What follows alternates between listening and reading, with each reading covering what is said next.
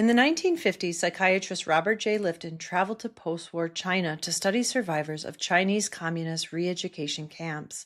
What he uncovered wasn't just political, it was psychological, a method, a blueprint, a process for how people are broken down and reprogrammed. He called it thought reform. Today, some call it brainwashing. And while Lifton studied totalitarian regimes, his framework helps us understand how people and entire systems gain control over the minds of others. Hi, I'm Callie Sorensen. I have a master's in the psychology of coercive control, and I help people recognize and recover from toxic relationships and high control groups. So what exactly did Lifton uncover? He identified 8 psychological tactics that were used to dismantle a person's sense of self and then reshape their beliefs to match the group or regime. It wasn't random, it was systematic, psychological, and deeply effective. And here's the part most people miss. These tactics didn't just stay in communist China, they still show up today in everyday life. In unhealthy relationships, in high control groups, in media messaging, in politics, in spiritual communities, and more. In this video, I'm going to walk you through Lifton's 8 criteria of thought reform and give you real life examples of each so you can start to spot these patterns for yourself. Let's dive in. The first principle is called Milieu control. That's just a fancy way of saying control over your environment, what you see, what you hear, what you say, and eventually what you think. In Lifton's research, this looked like strict surveillance, cutting off outside contact and filtering every message through the group's ideology. But here's the key. You don't need fences or guards to create that kind of control. In a toxic relationship, this could sound like, you don't need your friends. They don't really understand you like I do. Your family's just toxic. They're holding you back. Why would you listen to them? They've never wanted what's best for you. It starts as a concern, but what it really does is isolate you until their voice is the only one that you hear. In a high control group or community, it might sound like, that book isn't aligned with our values. Stay away from it. The world out there is toxic. Only we live by the truth. Outside perspectives are just distractions and lies. At first, it might seem like protection, but what it really is containment. And when containment is disguised as safety, you stop realizing you're in a controlled environment. Here's the truth. When your access to opposing views is cut off, that's not education. That's indoctrination.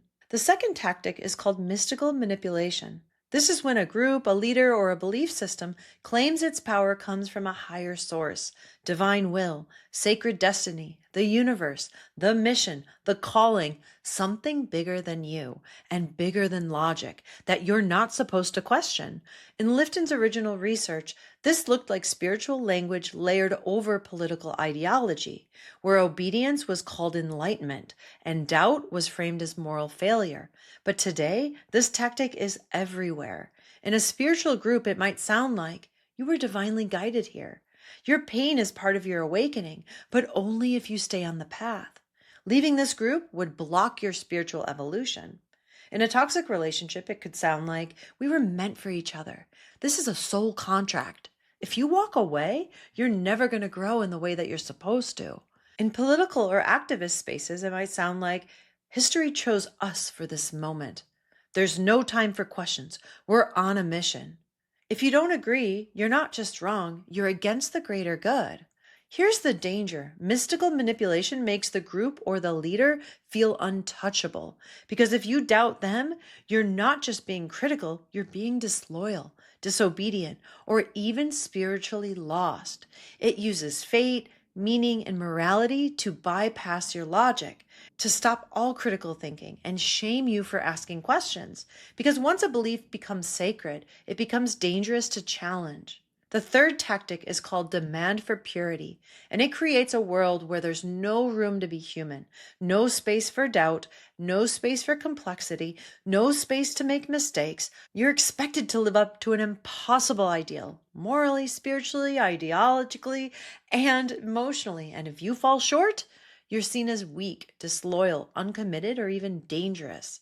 In Lifton's research, this looked like constant moral purification, where even a private thought of disagreement made you dirty or corrupt.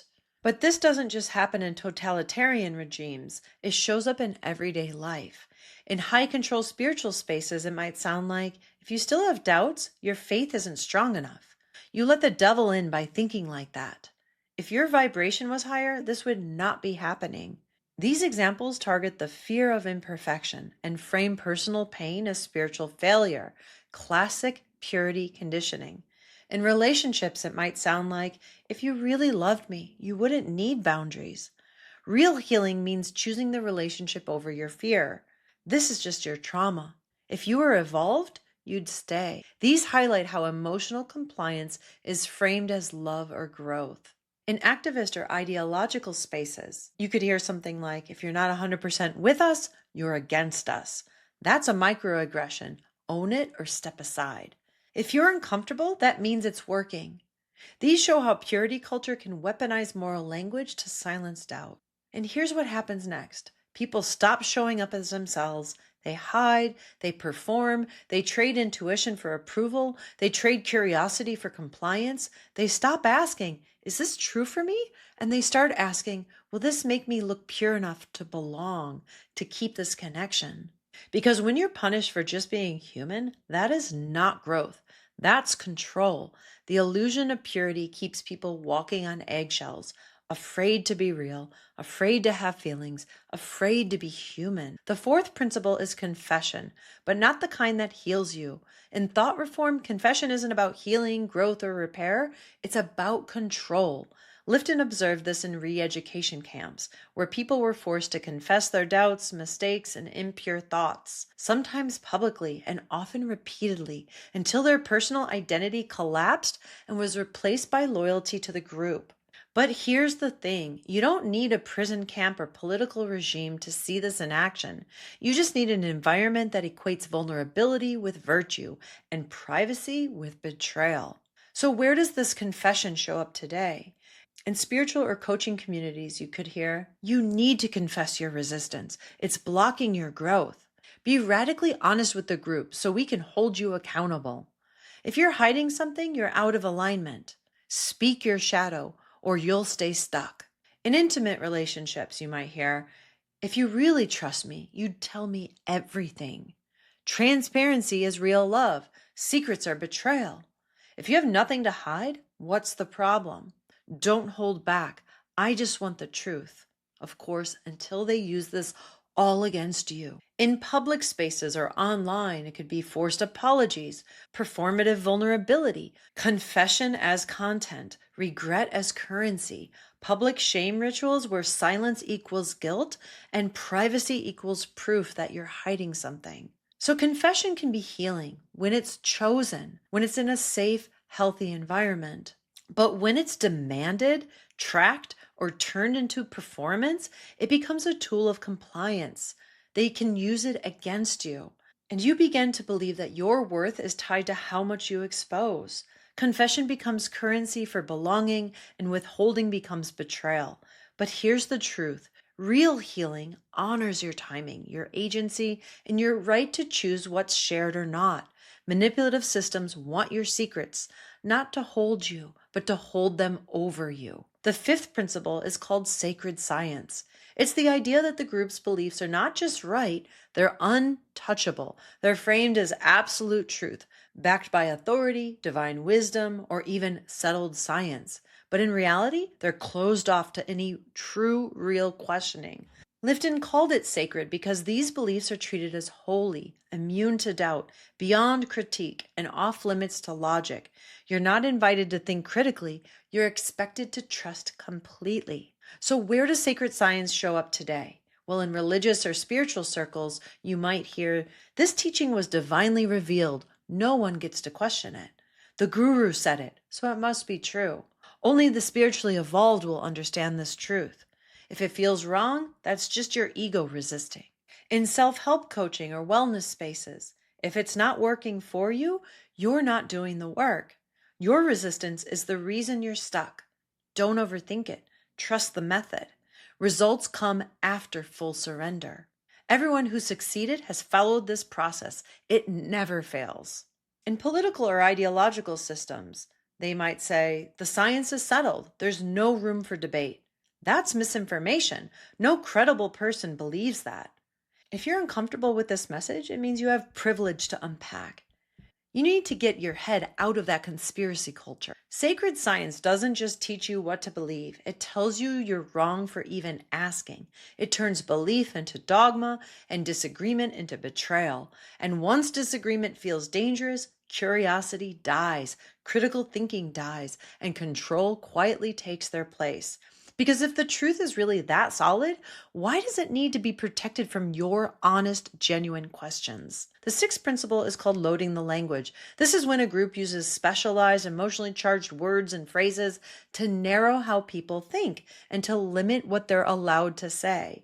Lifton referred to some of these as thought-terminating cliches, short, punchy phrases designed to end critical thinking. They take complex realities and reduce them into slogans. It's like shrinking somebody's vocabulary so they literally cannot think outside the group's worldview. And the smaller your language gets, the smaller your thinking becomes. I go much deeper into this in my other video on thought-terminating cliches, so make sure to check that out. Here are some examples where loaded language shows up today. In relationships, you might hear, "You're overreacting. This is your trauma. You always do this. Stop being so sensitive. You're overthinking it." In spiritual or wellness spaces, you might hear, "That's just your ego. You're not aligned. You're stuck in a trauma loop. That's low vibration energy. You're resisting your healing." In political or ideological circles, they could say sheep, woke, brainwashed, conspiracy theorist, science denier, misinformation, you're on the wrong side of history. And cults or high control groups, they often invent their own internal language where every concept has a group approved label and any outside vocabulary is seen as inferior, dangerous, or ignorant. This doesn't just shape how you speak, it shapes what you're even allowed to think. Loaded language replaces thoughts with labels. Once you call someone toxic, unhealed, ignorant, or a traitor, you don't have to understand them. You just dismiss them. And once you stop speaking freely, you stop thinking freely. The fewer words you're allowed to use, the fewer thoughts you're allowed to have. The seventh principle is called doctrine over person. This is when a group's belief system is treated as more important than your own lived experience. Your feelings, your intuition, even your reality are all dismissed if they do not align with the doctrine. And slowly, you're gaslit into doubting your own perception. In Lifton's research, this sounded like, if you're suffering, it's because you haven't accepted the truth yet. Not because something is actually wrong, but because your resistance is the problem. Here's where doctrine over person shows up today. In relationships, that's just your trauma talking, you're projecting. You're too sensitive. That's not what really happened. You're resisting love. That's why this feels hard. In spiritual or coaching spaces, you could hear, your pain is the feedback that you're out of alignment. If you were really doing the work, this wouldn't be triggering. You're not evolved enough to understand this yet. In political or ideological spaces, if this makes you uncomfortable, it means you haven't unpacked your privilege. You wouldn't feel this way if you were truly informed. Your truth isn't the truth. Doctrine over person teaches you to distrust yourself. It says, if the system and your feelings don't match, you are the problem. It's a slow erosion of your inner compass, a breakdown of self-trust, and over time you stop asking, is this true for me? Because you're too busy proving you still belong and are still loyal. The eighth and final principle is called dispensing of existence. It's when the group decides who is worthy of love, belonging, even truth, and who isn't. If you're in, you're valid. If you're out, you're disposable. Or worse, you're dangerous. In Lifton's research, this showed up in totalitarian regimes where anyone who questioned the ideology wasn't just wrong, they were seen as morally corrupt, unworthy of protection, respect, or even survival. But dispensing of existence still shows up today. In high control groups or cults, you might hear, people who leave always end up miserable. They lose their way without us. She left the path, and now she's under spiritual attack. Don't talk to them. They've been corrupted by the darkness.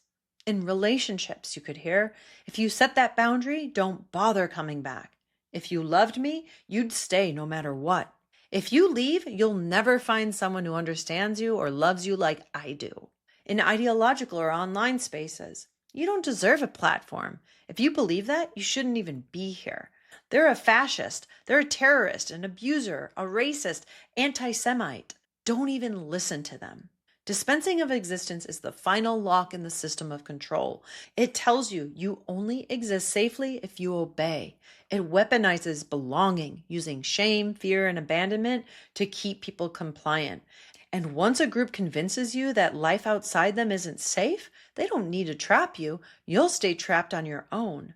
Once someone can dehumanize you, they can justify almost anything. When someone wants control, they don't need to chain your body. They just need to shape your mind. Because coercive control isn't loud. It's often very subtle, very covert.